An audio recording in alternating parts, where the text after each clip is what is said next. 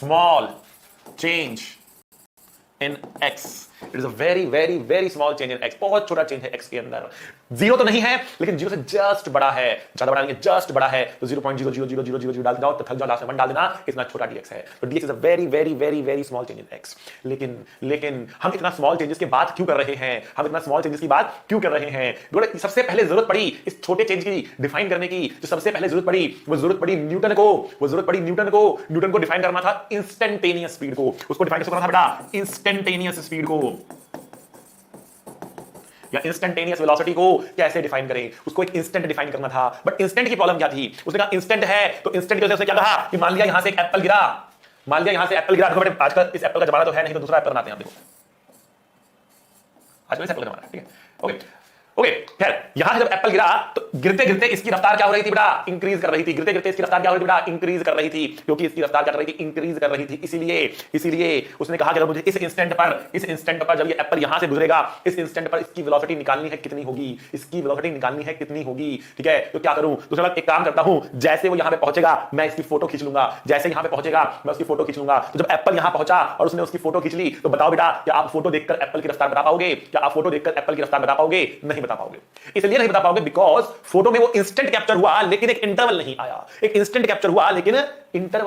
क्योंकि इंटरवल नहीं आया इसीलिए आप किस डिस्टेंस को किस टाइम से डिवाइड कर वेलोसिटी निकालेंगे. अगर आपने ये पूरा डिस्टेंस लिया और ये पूरा टाइम लिया तो आपको जो वेलोसिटी मिलेगी वो किस इंस्टेंट पर होगी बेटा?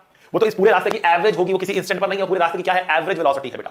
ठीक है, पूरे रास्ते क्या है बेटा? एवरेज वेलोसिटी है. ठीक है, लेकिन इस इंस्टेंट पे निकालने के लिए क्या करें? उसने अगर फोटो खींची तो भी प्रॉब्लम आ गई. उसने कहा भैया इंस्टेंट है, इंटरवल नहीं है, तो डिस्टेंस और स्पीड में कैसे लेकर आऊं? ठीक है ना. तो उसने कहा कि मुझे एक इंस्टेंट को डिफाइन करना है और उसने एक बहुत ही क्रिएटिव आइडिया सोचा. उसने क्या सोचा? उसने कहा कि अगर मुझे एक पॉइंट को डिफाइन करना है तो मैं एक पॉइंट कैसे डिफाइन करता हूं? मैं एक पॉइंट कैसे डिफाइन कर सकता हूं बेटा? उसने बोला कि मुझे अगर पॉइंट को डिफाइन करना है तो I will define a point like that point is a sphere whose radius tends to 0. Point, it is a sphere whose radius tends to 0. Point एक sphere है जिसका radius tends to 0 है. मतलब 0 तो नहीं है लेकिन 0 से बड़ा भी नहीं है. tends to 0 है, लगभग 0 है. ठीक है ना. That is how he defined a point. Definitely एक पॉइंट है तो उसका कुछ ना कुछ एग्जिस्टेंस तो है. तो रेडियस 0 तो नहीं है लेकिन 0 से बड़ा भी नहीं है. अगर 0 से बड़ा कर दिया ना तो क्या प्रॉब्लम होगी? उसमें बहुत सारे छोटे पॉइंट आ जाएंगे. एक थोड़ा सा बड़ा लोगे तो उसमें बहुत छोटे पॉइंट आ जाएंगे. ठीक है ना. तो एक पॉइंट क्या है? तो पॉइंट को डिफाइन करने का तरीका क्या ढूंढा उसने? कहा कि point is a sphere whose radius tends to 0. अब उसको एक इंस्टेंट डिफाइन करना था, साथ में एक इंटरवल भी चाहिए था. तो उसने क्या क्रिएटिविटी लगाई? उसने कहा कि देखो कि इंस्टेंट क्या है? उसने कहा instant it is an interval tending to 0. उसने कहा कि एक इंटरवल ही है पर वो इंटरवल कितना बड़ा है? टेंडिंग टू 0 है.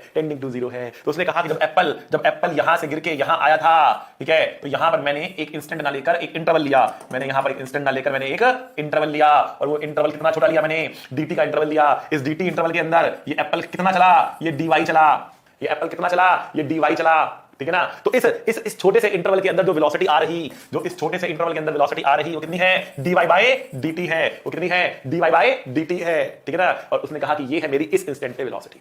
ये इंस्टेंटेनियस इसलिए बन गया क्योंकि dt इतना छोटा है कि लगभग इंस्टेंट के ही बराबर है. ठीक है ना. तो क्या बन गया? इंस्टेंटेनियस वेलोसिटी बन गया बेटा. तो ये क्या आ गया मेरे लिए? ये इंस्टेंटेनियस वेलोसिटी ही आ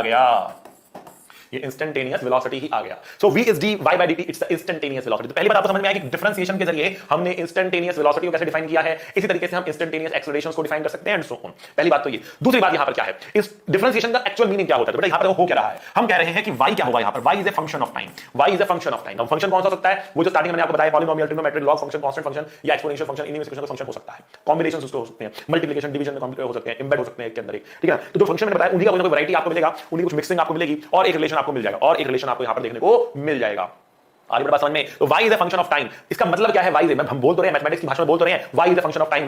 मतलब क्या है इसका? इसका मतलब बेटा ये होता है कि टाइम के बदलने से y बदलता है. डिफरेंशिएशन क्या निकाल रहा है? देखो अगर मैं यहां पर एक छोटा टाइम dt लूं, यहां पर छोटा टाइम dt लूं, इसके नीचे छोटा टाइम dt लूं, ठीक है ना. सभी dt के इंटरवल लिए, क्या सभी dt इंटरवल में dy बराबर होगा?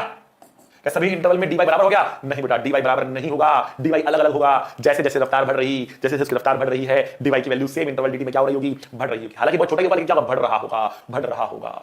ठीक है ना। तो इसका मतलब क्या हो रहा है, हम कह रहे हैं कि y is a function of time, time के साथ y जो है चेंज हो रहा है। dy बाय dt क्या दे रहा है कि dt टाइम में कितना y में चेंज आया, dt टाइम में कितना y में चेंज आया, पर सेकंड कितना चेंज आ रहा है किसी इंस्टेंट पे, इसको हम बोलते हैं बेटा रेट ऑफ चेंज। डिफरेंशिएशन का मतलब होता है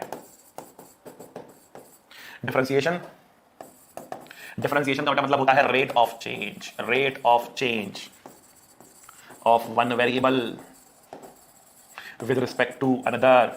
ठीक है, मतलब टाइम के साथ y किस रफ्तार से बदल रहा है, टाइम के साथ y किस रफ्तार से बदल रहा है। अगर y के बदलने की रफ्तार ज्यादा है, ठीक है, तो dy बाय dt भी ज्यादा होगा, dy बाय dt भी ज्यादा होगा। अभी कोई भी दो फंक्शन हो सकते हैं, y और t हो सकता है, q और t हो सकता है, चार्ज और टाइम हो सकता है, ठीक है ना। आपके पास x और t हो सकता है, आपके पास v और t हो सकता है, आपका v और x हो सकता है, ठीक है ना। और जो डिफरेंशिएशन होगा वो आपको देगा कि एक वेरिएबल दूसरे वेरिएबल के रिस्पेक्ट में किस रफ्तार से क्या कर रहा है, बदल रहा है। It's a rate of change, किस रफ्तार से बदल रहा है।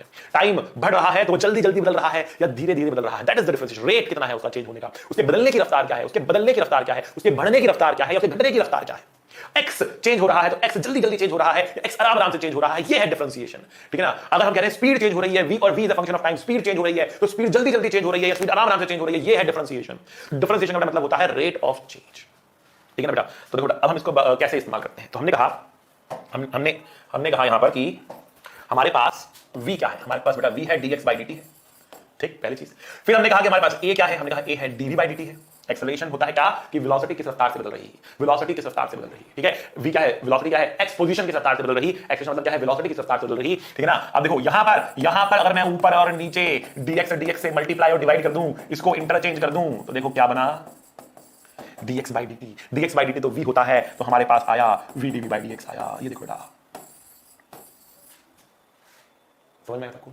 अब इसके उल्टे फॉर्मूले हम लिख पाएंगे इंटीग्रेशन वाले, कैसे लिख पाएंगे ध्यान से देखना बेटा, देखो कैसे लिख पाएंगे हम लिखेंगे dx is equals to v dt, मैं dt को यहां ले गया, dx is equals to v dt।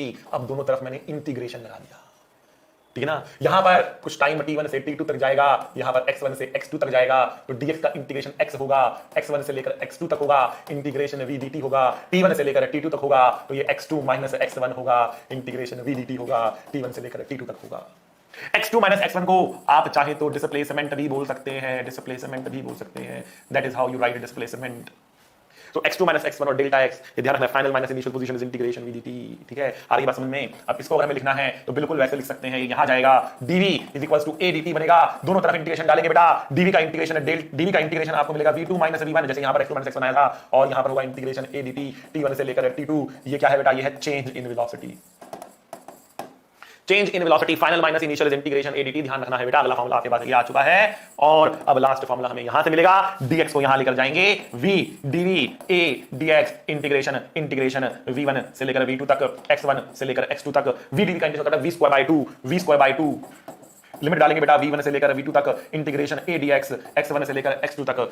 यहां पर x आपका वेरिएबल है, dx जो एंड में d के साथ आता है ना बेटा, वो वेरिएबल रहता है आपका। यहां पर a should be a function of x, a should be a function of x, तो यहां पर a की वैल्यू x के टर्म में डालोगे और तब इसका इंटीग्रेशन करोगे, और लिमिट x की डालोगे, x1 से लेकर x2 तक आपको करना है इंटीग्रेट। यहां पर v dv का इंटीग्रेशन करना है v1 से लेकर v2 तक, तो हमारे पास ये आ गया, ठीक है ना। जब ये आया हमारे पास, तो लिखेंगे v2 square minus v1 square divide by 2 integration a dx x1 से लेकर x2, ठीक है बेटा। तो तीसरा फार्मूला हमारे पास जो है वो यहां पर ये हमें मिल चुका है, ये तीन फार्मूले हमारे पास आ चुके हैं, तैयार हो चुके हैं बेटा, ठीक है ना। तो इन तीनों फार्मूले को अच्छे से बढ़िया से आप देख लो, ठीक है। अब आप कहेंगे सर ये तो तीन फार्मूले इंटीग्रेशन के दे दिए, तीन फार्मूले आपने जो है वो डिफरेंशिएशन के दे दिए, अब कब कौन सा इस्तेमाल करेंगे हमें कैसे मालूम पड़ेगा, कब कौन सा इस्तेमाल करेंगे हमें कैसे मालूम पड़ेगा। तो बेटा मैं आपको बताने वाला हूं आज एक आरजी रूल, आरजी मतलब रोहित गुप्ता रूल, ठीक है ना। तो आरजी रूल देखते हैं बेटा, गोल्डन रूल आपके लिए। आरजी रूल देखते हैं, जब भी क्वेश्चन आएंगे तो करना क्या होगा आपको, ठीक है ना। मजा आएगा तो ठोको ताली, ठीक है, ताली ठोकनी बेटा, मजा आएगा तो ताली ठोकनी, बता रहा हूं आपको एकदम आरजी रूल बताने वाला हूं, देखो क्या रूल है ये, ठीक है।